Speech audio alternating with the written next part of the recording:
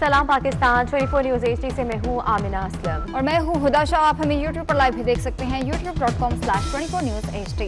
सबसे पहले आपको बताएं, वफाकी वजीर अली जैदी की भरे इजलास में वजीर आला सिंध से बदतमीजी, वजीर आला के मनसब का ख्याल रखा, न अपने ओहदे का पास। मुराद अली शाह ने वफाकी वजीर के रवैये की वजीर आजम को शिकायत की। अली जैदी ने भी जवाब में वज़ीर आज़म को खत भी लिख दिया। अली जैदी ने मुराद अली शाह बारे गैर पार्लिमानी अल्फाज का इस्तेमाल किया। वफाकी वजीर के वज़ीर आला सिंध बारे नाअहल, निकम्मा, नरगिसियत पसंद के अल्फाज का इस्तेमाल किया गया। तो आपको बताएं कि वफाकी वजीर अली जैदी की भरे इजलास में वजीर आला सिंध मुराद अली शाह से बदतमीजी का वाक़या हुआ है। वजीर आला के मनसब का उन्होंने ख्याल रखा, ना ही अपने ओहदे का पास रखा। मुराद अली शाह ने वफाकी वजीर के रवैये की वजीर आजम को शिकायत की थी, जिसपे अली जैदी ने भी जवाब में वजीर आजम को खत लिख दिया। अली जैदी ने मुराद अली शाह के बारे में गैर पार्लिमानी अल्फाज का इस्तेमाल भी किया। वफाकी वजीर अली जैदी के वजीर आला सिंध मुराद अली शाह के बारे में नाअहल, निकम्मा, नरगिसियत पसंद के अल्फाज का इस्तेमाल किया गया है।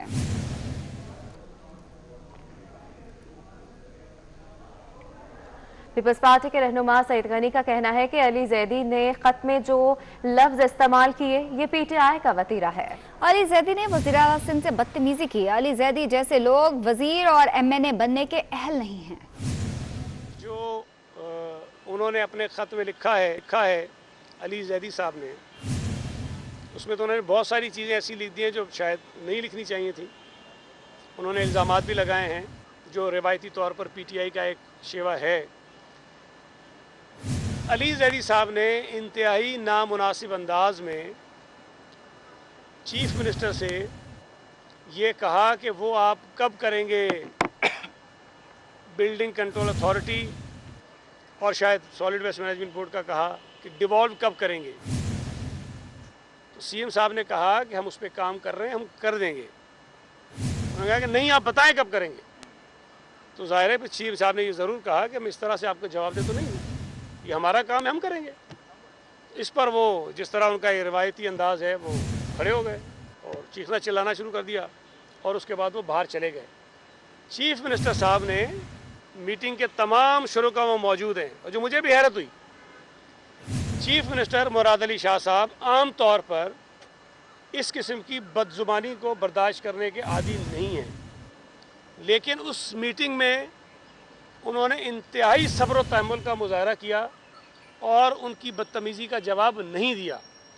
और वो असद उमर को मुखातिब करके ये कहते रहे कि ये अंदाज़ नहीं है किसी वफाकी वज़ीर का मीटिंग में किसी चीफ मिनिस्टर को एड्रेस करने का, और वो साहब जाती अपनी ज़बान चलाते हुए बाहर चले गए। अली जैदी ने वज़ीर आला सिंध से बदतमीजी क्यों की, 24 न्यूज़ ने पता लगा लिया। अली जैदी ने SPCA और वेस्ट मैनेजमेंट अथॉरिटी की निचली सतह तक मुंतकली से मुतालिक पूछा, जिस पर वज़ीर आला ने कहा कि ये कानूनी मामला है जो ज़ेर बहस है, जिस पर अली जैदी गुस्से में आ गए और वज़ीर आला को उंगली दिखाई। इसी पर मज़ीद तफसीलात आज़ाद नोरियो से जान लेते हैं। आज़ाद, अपडेट कीजिएगा हमें। जी बिल्कुल, कराची की तरक्की के हवाले से वफाकी और सिंध सरकार एक ही पेज पर तो आ गए थे, लेकिन ये मामला इंतहाई उस वक्त ख़राब सूरत इख्तियार कर गया जब 16 जनवरी को एक इजलास हुआ था कराची ट्रांसफार्मेशन यानी कराची की तरक्की के हवाले से। इस इजलास के दौरान इस इजलास में वज़ीर आला सिंध इस इजलास की सदारत कर रहे थे, जिसमें असद उमर, अमीनुल हक, वज़ीर आला सिंध के साथ साथ नासिर हुसैन शाह, सईद गनी, मुर्तज़ा वहाब और दीगर अफसरान भी इस इजलास में शरीक थे। इस इजलास में उस वक्त सूरत हाल ख़राब हुई जब वफाकी वज़ीर अली जैदी ने वज़ीर आला सिंध से मुखातब होते हुए सख्त जो है लहजे में मुखातब हुए और उंगली दिखाकर मुराद अली शाह से सवाल किया कि सिंध हुकूमत कब जो है सिंध बिल्डिंग कंट्रोल अथॉरिटी और Sindh solid waste management board को निचली सतह तक मुंतकली कर रही है। इस हवाले से वज़ीर आला सिंध ने उन्हें फरमाया कि सिंध हुकूमत इस पर काम करेगी, ये मामला ज़बानी नहीं हो सकता है, इस पर कानून साजी होगी, जिसके बाद बाज़ाब्ता तौर पर इस पर काम किया जाएगा। लेकिन अली जैदी ने एक बार फिर से वज़ीर आला सिंध को उंगली दिखाई और कहा, नहीं, मुझे बताया जाए कब तक ये दोनों इदारे निचली सतह तक मुंतकल किए जा रहे हैं और मुझे तारीख बताई जाए कौन सी तारीख को ये किए जाएंगे। उसके बाद मुराद अली शाह ने एक बार फिर मुखातब होते कहा कि सिंध हुकूमत इस पर काम करे, ये मामला ज़बानी नहीं कानूनी है। तो मुराद अली शाह एक बार फिर असद उमर से मुखातब हुए और कहा, आपके वज़ीर की हालत देखी, किस तरह मुझसे बात कर रहा है, मेरा मुनसब, मैं वज़ीर आला सिंध हूँ, नहीं मेरे मुनसब का ख्याल रख रहा है, नहीं अपने ओहदे का ख्याल रख रहा है। तो असद उमर खामोश रहे। उसके बाद में अली जैदी उंगली दिखाकर कुछ गालम गलौज करते हुए इजलास से बाहर निकले और चले गए। उसके बाद में इजलास ख़त्म हो गया, क्योंकि इजलास जारी था, लेकिन अली जैदी के जाने के बाद इजलास ख़त्म हो गया। तो वज़ीर आला सिंध सैयद मुराद अली शाह ने एक बार फिर जो है अली जैदी से मुखातब हुए और उन जो असद उमर से मुखातब होकर कहा कि आपके वज़ीर का रवैया देखिए, मैं कुछ नहीं कह रहा हूँ, लेकिन मैं वज़ीर आज़म इमरान खान को तहरीरी तौर पर शिकायत करूँगा। उसके बाद में 17 जनवरी को वज़ीर आला सिंध ने 1 सफ़े पर मुश्तमिल ख़त जो है वज़ीर आज़म को लिखा। जो ख़त बाज़ा तौर पर उस पर लिखा हुआ, ये खुफिया ख़त, कॉन्फिडेंशियल है। लेकिन उसके बाद में 20 जनवरी को जो है अली जैदी ने उस ख़त का जवाब जो है इमरान खान को दिया। इमरान खान ने ताहाल उस ख़त का जवाब वज़ीर आला सिंध को नहीं दिया। उससे पहले जो है अली जैदी ने उस ख़त का जवाब इमरान खान को दिया। उसमें जो है तमाम जो कुछ ऐसे अल्फाज इस्तेमाल किए गए जिसमें निकमा, नहाल अल्फाज भी इस्तेमाल किए गए। और उसके बाद में अली जैदी ने खुद ने जो है खुफिया खत, दोनों खुतब जो है वो सोशल मीडिया पर ज़ाहिर किए, जो खुफिया खत है, जिस पर सिंध हुकूमत ने सख्त तशवीश का इजहार किया। इस वक्त सूरत हाल ये है कि वफाकी हुकूमत का कराची की तरक्की के हवाले से सिंध सरकार के साथ सर जोड़कर बैठ गई थी, लेकिन अली जैदी के इस रवैये के बाद में ये कमेटी जो है कराची ट्रांसफॉर्मेशन कमेटी आगे बढ़ती हुई दिखाई नहीं दे रही है। सईद गनी जो इस कमेटी के मेंबर हैं, उनका कहना है कि हमारी तरफ से सईद गनी, नासिर शाह, मुर्तज़ा वहाब, किसी की तरफ से आपका चेयरमैन पीएसपी मुस्तफ़ा कमाल इमरान खान को मर्दमशुमारी पर यू टर्न लेने का मशवरा। कराची में मीडिया से गुफ्तगू में कहा कि आप यू टर्न के माहिर हो, इस पर भी यू टर्न ले लो। कराची की आबादी को कम गिना गया, गिनती दुरुस्त ना हो तो खाक रोजगार मिलेगा। मुतनाज़े मर्दमशुमारी को कानूनी करार नहीं दिया जा सकता। विफाक इत्तेहादियों को बचाने की कोशिश कर रहा है। MQM जैसी जमात को अब तक नैब का नोटिस क्यों नहीं मिला? शहर को अगर आप गिन नहीं सकते तो फिर हम हर लेवल पे जाएंगे। भाई हम कह रहे हैं ना कि आप हमारी मर्दमशुमारी को ठीक कर नहीं सकते, लेकिन जो गलत हुई हुई है उसके ऊपर मोहर क्यों लगाते हो सरकार की? उसको सही क्यों करते हो? उसके ऊपर तुमने कैबिनेट की मोहर लगा दी है। इस पे भी इतनी सी बात, अगर भाई इतने सारे यू टर्न लिए ना तुमने, ये भी यू टर्न लो, इस वाली बात पे भी यू टर्न लो। अगर नहीं लोगे यू टर्न, हम अपनी आखिरी सांसों तक इस पर लड़ाई करेंगे, तुमसे करेंगे लड़ाई। हम, मैं बोल रहा हूं लड़ाई करेंगे, इसलिए कि इसके ऊपर कोई कॉम्प्रोमाइज नहीं है। लानत है ऐसी जिंदगी पर कि जिस मुल्क में हमें सही गिना ना जाए और उस मुल्क में हम जमहूरियत का राग अलापते रहे। MQM का मेयर, उसको नैब का लेटर नहीं आया आज तक, जिसने पूरे कराची को तबाह बर्बाद कर दिया। क्यों? उसके इसलिए कि इमरान खान का पार्टनर है वो, इसलिए कि वफाकी हुकूमत का वो 7 सीटें उसकी, इसलिए उसको नैब का लेटर नहीं आएगा। मरियम नवाज का कहना है, ताबेदारी, तारीखी नाअहली और नालायकी की सजा पाकिस्तान भुगत रहा है। अलाड़ियों के खेल तमाशे की वजह से मुल्क को दुनिया भर में रुसवाई का सामना करना पड़ रहा है। पहले दुनिया भर में PIA के पायलट्स को रुसवा करवाया और अब एयरलाइन को इस मुकाम पर ले आए हैं। पाकिस्तान ने ऐसे दिन कभी नहीं देखे। मरियम नवाज की जानिब से ये ट्वीट सामने आया है, जिसमें उनका कहना है कि ताबेदारी, तारीखी नाअहली और नालायकी की सजा पाकिस्तान भुगत रहा है। अनाड़ियों के खेल तमाशे की वजह से मुल्क को दुनिया भर में रुसवाई का सामना करना पड़ रहा है। पहले दुनिया भर में PIA के पायलट्स को रुसवा करवाया गया और अब एयरलाइन को इस मुकाम पर ले आए हैं। पाकिस्तान ने ऐसे दिन कभी नहीं देखे।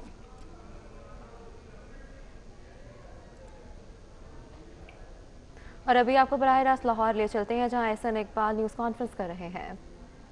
वहां पे पाकिस्तान की जो मेहनत कश है, पाकिस्तान के वो लोग जिनके खून और पसीने से, अपनी नालायकी से, अपनी अनापरस्ती से, सिर्फ एक जहाज के क्रैश को कवर अप करने के लिए पाकिस्तान के तमाम पायलट्स और पूरी एविएशन इंडस्ट्री की साख को दुनिया के सामने खाक में मिला दिया। मैं मुतालबा करता हूं कि UN के इस फैसले के बाद वजीर आजम और वजीर हवाबाजी को, दोनों को मुस्ताफी हो जाना चाहिए। वो वजीर आजम जो मिसालें दिया करता था कि कश्ती के डूबने में वो साउथ कोरिया के वजीर आजम ने इस्तीफा दे दिया, जो हॉलैंड के जमहूरियत, कभी बरतानिया की मगरबी जमहूरियत के किस्से हमें सुनाया करता था, आज पाकिस्तान की जो बेतौकीरी हुई है, पाकिस्तान के हिस्से में जो शर्मिंदगी आई है, उसके नतीजे में इन दोनों से कौम इस्तीफा मांगने में हक बजानिब है। क्या आपने पूरे पाकिस्तान के पायलट्स की तौहीन की है, आपने पूरे पाकिस्तान की एविएशन इंडस्ट्री को तबाह कर दिया है, और इसके बाद किस मुंह के साथ आप अपने मनसब पर बैठे हैं। मैं समझता हूं कि ये एक नहायत ही शर्मनाक कदम है इस हुकूमत का कि आज अक़वाम मुत्तहिदा ने भी इस हुकूमत के उस झूठे बयान के बाद कि पाकिस्तान के 400 से ज़्यादा पायलट्स की जाली डिग्रियां हैं, यूएन ने पाबंदी लगा दी है कि उसका कोई एम्प्लॉय दुनिया में किसी पाकिस्तानी एयरलाइन पर सफ़र नहीं कर सकता।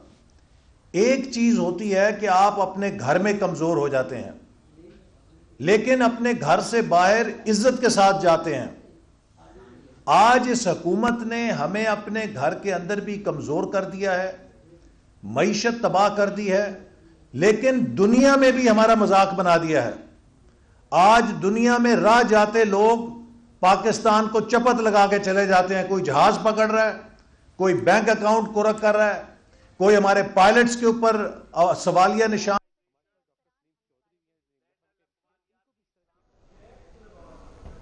IMF, वर्ल्ड बैंक और एशियन डेवलपमेंट बैंक के साथ जो मुआहदे किए गए, जो IMF का मुआहदा आज दिन तक एक खुफिया मुआहदा है, जिसको नाम क्यों उसकी रसाई है, ना पार्लियामान के पास उसकी रसाई है कि उसकी क्या डिटेल्स हैं। उस मुआहदे के तहत की तमाम बेसिक इंफ्रास्ट्रक्चर इंडस्ट्री को, जिसमें इलेक्ट्रिसिटी है, स्टील मिल है, तजुर्बेकार मुसल्लत करके इस तबाही और जिल्लत में झोंक दिया है। आज पाकिस्तान की मईशत का हुजम $350 अरब से ज्यादा होना था। हम $315 अरब पे छोड़ के गए थे। बजाय 315 अरब से $350 होती, इमरान खान ने उसे $260 अरब पे सुकेड़ दिया है। पाकिस्तान की मईशत सुकड़ गई है, पाकिस्तान के टैक्स रेवेन्यूज सुकड़ गए हैं। आज 2 साल के बाद भी हम 2018 की सतह से टैक्स और एक्सपोर्ट्स में इजाफा नहीं कर सके।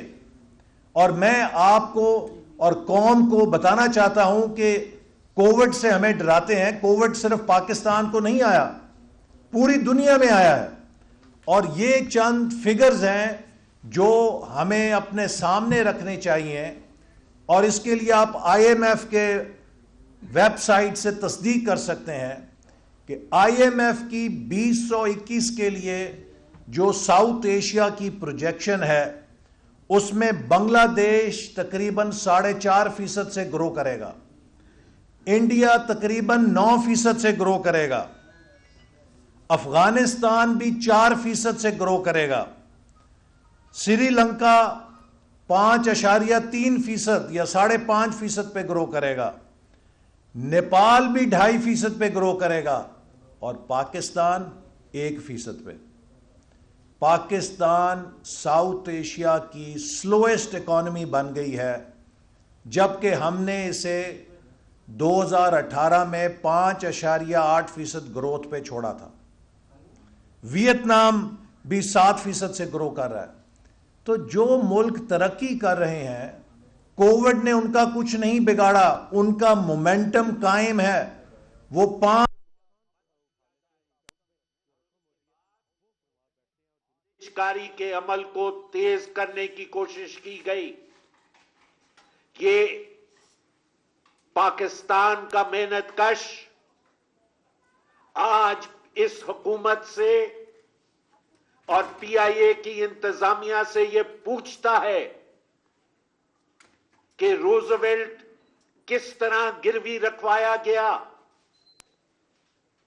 और आज आज रूजवेल्ट को औने पौने दामों की वजह से, क्योंकि वो गिरवी रखवाया गया था और बाहर के कोर्ट ने उसको मॉर्गेज कर लिया है, ये कैसे हुआ?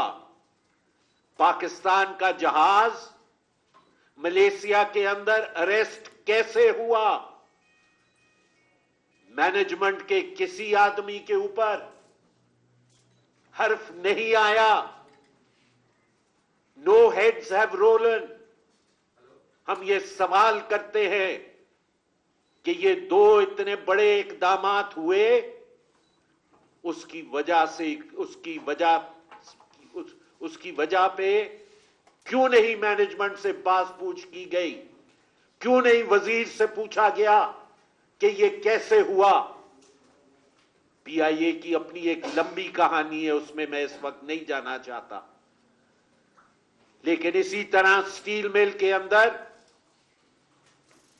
5000 से जायद मजदूरों को कोविड के जमाने के अंदर मौजूदा मजदूर कुश हुकूमत ने नौकरी से फारिग कर दिया और फिर लेबर कोर्ट के अंदर एक दरखास्त दायर की कि जो मजीद 5 या 6,000 मजदूर हैं उनको भी फारिग किया जाए। ये तमाम तर वो इकदामात हैं जो मजदूरों को क्रश करने के लिए किया जा रहा है और ट्रेड यूनियन एक्टिविटी को खत्म करने के लिए किया जा रहा है। यूटिलिटीज को आपने पहले भी, और आपको याद होगा यहां ही प्रेस क्लब के सामने हम सब ने एहतजाज किया कि के इलेक्ट्रिक को प्राइवेटाइज ना किया जाए। दुनिया के अंदर कहीं पे भी यूटिलिटीज को प्राइवेटाइज नहीं किया जाता, लेकिन आपने अपने चहेतों को फायदा पहुंचाना था, लिहाजा आपने के इलेक्ट्रिक को प्राइवेटाइज कर दिया और आपने कहा कि के इलेक्ट्रिक ने इस बात की जमानत दी है कि वो इंफ्रास्ट्रक्चर के अंदर इन्वेस्ट करेगी। लेकिन आज कौन से इंफ्रास्ट्रक्चर के अंदर के इलेक्ट्रिक ने जो है वो इन्वेस्ट किया? आज सर्विस फैसिलिटी के इलेक्ट्रिक की पहले से कहां बेहतर हुई? बात वहीं की वहीं खड़ी रही। इसी तरह जो आप यहां पे प्राइवेटाइज करने जा रहे हैं, इन डिस्कोस को सवाए इसके कि आपके एक मुस्लिम लीग नून के रहनुमा हसन इकबाल मीडिया से बात कर रहे हैं। दूसरी जानिब पीपल्स पार्टी के रहनुमा रजा रबानी भी मीडिया से बात कर रहे हैं। यहाँ वक्त हुआ एक ब्रेक का, हमारे साथ रहिए। के बाद आपको बताएं, इलेक्शन कमीशन का कहना है कि स्क्रूटनी कमेटी की तहकीकात ओपन नहीं होगी। स्क्रूटनी कमेटी की तहकीकात के बाद समात ओपन होगी। इलेक्शन कमीशन ने मजीद कहा ओपन समात फ्रीकैन की मौजूदगी में होगी। इसी हवाले से जिशान भट्टी की रिपोर्ट देखिए। इलेक्शन कमीशन में फॉरेन फंडिंग की तहकीकात और वज़ीर-ए-आज़म इमरान खान का ओपन समात का मुतालबा। वज़ीर-ए-आज़म के मुतालबा के बाद नई बहस छिड़ गई। फॉरेन फंडिंग केस की समात ओपन होगी या नहीं, इलेक्शन कमीशन ने अपना मौकफ दे दिया।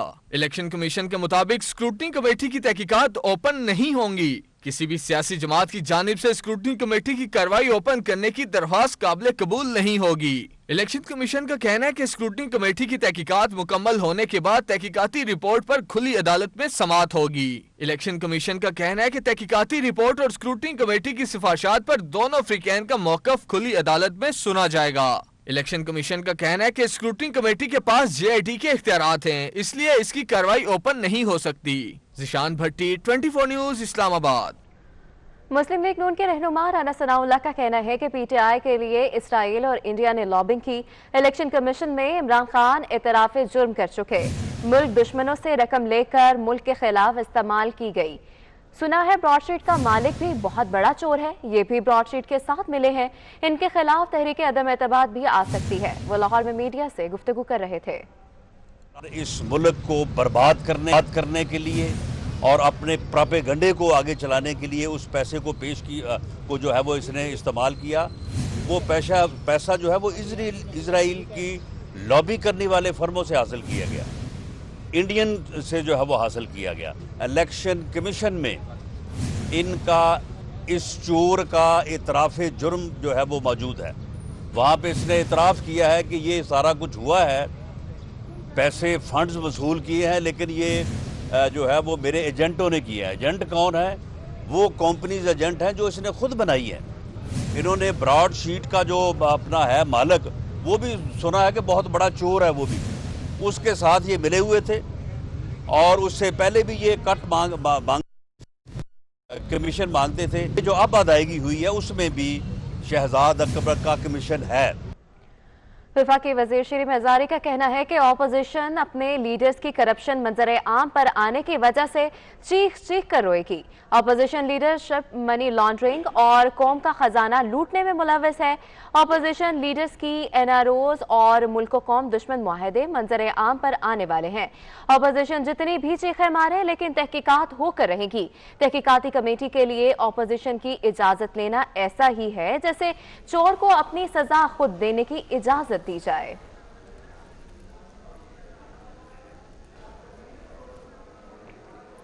महंगाई की मारे सफेद पोश तबके की दुहाई। सफेद पोश किस हाल में है, एक सफेद पोश औरत की जुबानी सुनिए जो लाहौर में एक यूटिलिटी स्टोर्स पर मौजूद हैं।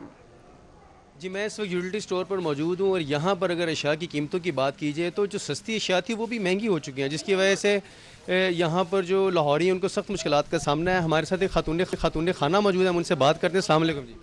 अस्सलाम वालेकुम मेरा भाई। बेटा यहाँ पे आते हैं हम सहूलत के लिए, क्योंकि ये हुकूमत ने बनाया हुआ है। यहाँ पे सहूलत नहीं है तो क्या है, कुछ नहीं। घी है, आयल है, हम लोग तो आयल लेते हैं, आयल पे भी कितना रेट चढ़ा हुआ है। ये हुकूमत ने निकाला था हयात, वो तो सिरे पे नहीं है ना। आयल 2-3 महीने हो चुके हैं कि भाई वो सिरे पे नहीं है। मैजान इसकी लेक चले हम तो बादल, दूसरी चीज़ें देखें तो वो भी आसमानों को हाथ लगा रही है। गरीब बंदा क्या करे, मगर हम जो गरीब जो है ना, वो दरमियाना तबका सफ़ेद पोश वो पिसता है ना। बड़ा लोग पिसता है ना, जिसने ऐसे हाथ करना वो पिसता है। ऐसे वाला तो कहता है कि चलो भाई अल्हम्दुलिल्लाह सफ़ेद पोश से ज़्यादा कमा लेता है। ऐसा जो है ना वो अल्लाह पाक हमें भी ऐसे करने वाले में शुमार करे। हम तो ये कहते हैं ये आराम से घर ही चले जाए तो बेहतर है। जो भी आए कोई अच्छा अवाम के लिए अच्छा आए, कि अवाम के लिए कुछ सोचे कि भाई ये भी गरीब है। कभी हम भी ऐसे थे, चम्मच सोने का लेके नहीं पैदा हुए ये लोग सारे ही। चीनी है तो देखो पाउडर जैसे, इतनी महंगाई इंतहाई महंगाई है बेटा। ना किसी गोश्त को, ना किसी आटे को, ना चीनी को, ना घी को, ना दालों को, किसी चीज को हाथ ही नहीं लगता ना। करे तो क्या करे, मर्द आप जैसे मर्द है ना, वो कमा के ला के देते हैं, वो हमारे सर के बालों को पड़ते हैं कि आपको इतना दिया कहाँ गया, तो हम खर्च करने वाले चोर बन जाते हैं। ये दूसरे लोगों को चोर चोर कहते हैं। बेटा अपने आप को भी देखिए, अपनी पीढ़ी के नीचे भी, पंजाबी कहावत है, अपनी चारपाई के अपनी पीढ़ी के नीचे भी डंडा फेर के देखिए कोई रुकावट है कि नहीं है। मगर नहीं, जो भी आता है ना हम हमारे लिए तो जो भी आता है वो अपने पेट पे ऐसे हाथ फेरता है। गरीब का कोई कुछ नहीं सोचता समझता, और ये नहीं सोचते समझते कि ये हमारे वोट से, हम अवाम के वोट से हम इतनी बुलंदी पे पहुंचे। मगर बुलंदी पे जो चढ़ता है ना वो गिरता है। गुड्डी होती है ना पतंग, वो कितनी डिली दे जो आखिर काटती है जमीन पे आती है इंशाअल्लाह।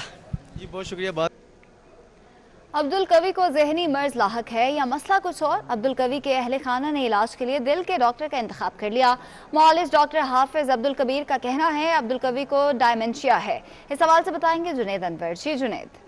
जी बिल्कुल, मुफ्ती अब्दुल कवी से जो है वो मोबाइल फ़ोन भी उनके ख़ानदान की जानिब से वापस ले लिए गए। इस वक्त हमारे साथ जो है मुफ्ती अब्दुल कवी के ज़ाती मौलिज और उनके चचा जो है हमारे साथ मौजूद, उनसे बात भी करेंगे। जी मुफ्ती साहब के हवाले से ख़ानदान की जानिब से उनके मुफ्ती जो लक़ब है वो भी वापस ले लिया गया है और मोबाइल फ़ोन भी वापस ले लिए गए। ख़ासतौर पर उनकी तबीयत कैसी है? देखिए अल्हम्दुलिल्लाह, वैसे तो जैसे आप भी जानते हैं कि वो बिल्कुल ठीक ठाक है।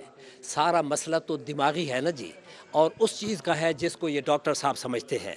और उसका मैं कहता हूँ कि आप उनकी जितनी भी वीडियोज़ इस वक्त चल रही हैं, यकीन करें हमें तो देखने का हौसला भी नहीं हुआ, लोगों से सुनकर ही हम जो है ना इंतहाई तकलीफ़ में हैं। बात यह है कि उनमें कोई एक नॉर्मल इंसान वाली बातचीत है क्या एक आलिम दीन इस किस्म की फजूल बातों का इजहार करता है? क्या ऐसी बात जो हुई भी नहीं उसका भी कभी इकरार कर देते हैं सिर्फ इस वजह से कि जो इनने बताया कि जो उनको बीमारी है, उस बीमारी की वजह से वो शायद उसका इजहार करके समझते हैं इससे मेरे नंबर बढ़ रहे हैं। उनकी जहनी कैफियत में जो खराबी है उसकी वजह से जो कुछ हुआ है उसका इलाज यही है कि उनको क्वारंटाइन करें। डॉक्टर साहब क्या कहेंगे, जाती मालिज भी हैं और उनके भांजे भी हैं। जी, जैसे प्रोफेसर साहब फरमा रहे हैं ना, ये तो जाहिर को देख रहे हैं ना, डॉक्टर तो देखता है पेशेंट के इनसाइड को। अब जैसे एक कार्डिक पेशेंट है, चलने फिरने में वो बज़ाहिर नॉर्मल नज़र आता है, लेकिन अंदर उसके क्या प्रॉब्लम है ये कार्डियोलॉजिस्ट बता सकता है। इसी तरह जो साइकेट्रिक पेशेंट है, बज़ाहिर देखने में तो ऐसा नहीं लगता कि वो कोई प्रॉब्लम है, लेकिन जब उसके एक्शंस और उसकी बातें सामने आती हैं तो फिर समझ आती है कि नहीं, इसके अंदर कोई इशू है। तो देखने में, जैसे प्रोफेसर साहब ने कहा, देखने में तो ऐसी कोई बात नहीं, लेकिन हकीकत में यह है कि ही इज़ डिजीज्ड, उनको डिमेंशिया है, उनको हाइपोमेनिया है, और जो बातें मैंने आपको बताई, स्लीप डिस्टर्बेंस है और कन्फ्यूजन है और लैक ऑफ जजमेंटल पावर है, और वो तमाम चीज़ें हैं जो इस बीमारी का हिस्सा है। जी बिल्कुल, मुफ्ती अब्दुल कवी के ख़ानदान और उसके साथ साथ जो उनके ज़ाती मुआलिज हैं, उनकी जानिब से मुफ्ती अब्दुल कवी की जो ज़हनी जो कैफियत है उसको बेहतर नहीं करार दिया जा रहा, और उनको जो है वो घर में रखा गया है, और उनसे मोबाइल फ़ोन भी वापस ले लिया गया, और उसके साथ साथ उनसे जो मुफ्ती का जो लक़ब था ख़ानदान की जानिब से वो भी वापस ले लिया गया। जी बहुत शुक्रिया। मजीद खबरें एक ब्रेक के बाद। हमारे साथ रखिए। ब्रेक के बाद आपको बताएं, साबिक वजीर आजम शाहिद खाका नवासी के खिलाफ अदनान गिलानी की बतौर CEO LNG तैनाती का केस। शाहिद खाका नवासी ने नैब को तहरीरी जवाब देने के लिए रिकॉर्ड तक रसाई मांग ली है। तो आपको बता रहे हैं, साबिक वज़ीर आज़म शाहिद खाका नवासी के खिलाफ अदनान गिलानी की बतौर CEO LNG तैनाती का केस। शाहिद खाका नवासी ने नैब को तहरीरी जवाब देने के लिए रिकॉर्ड तक रसाई मांग ली है। साबिक वज़ीर आज़म शाहिद खाका नवासी के खिलाफ अदनान गिलानी के बतौर CEO LNG तैनाती का केस।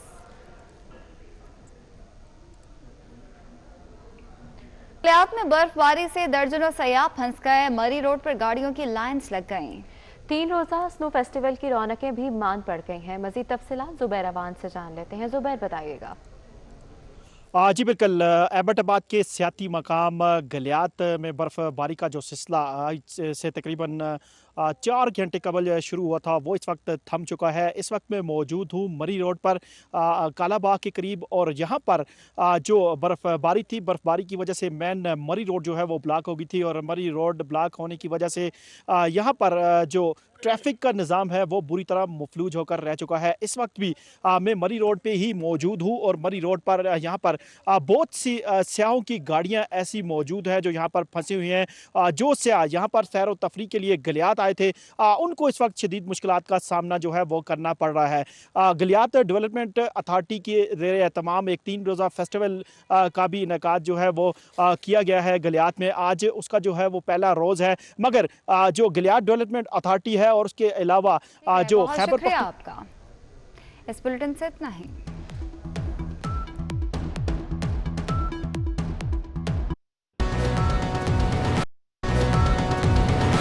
ट्वेंटी 24 न्यूज़, बाखबर 24 घंटे।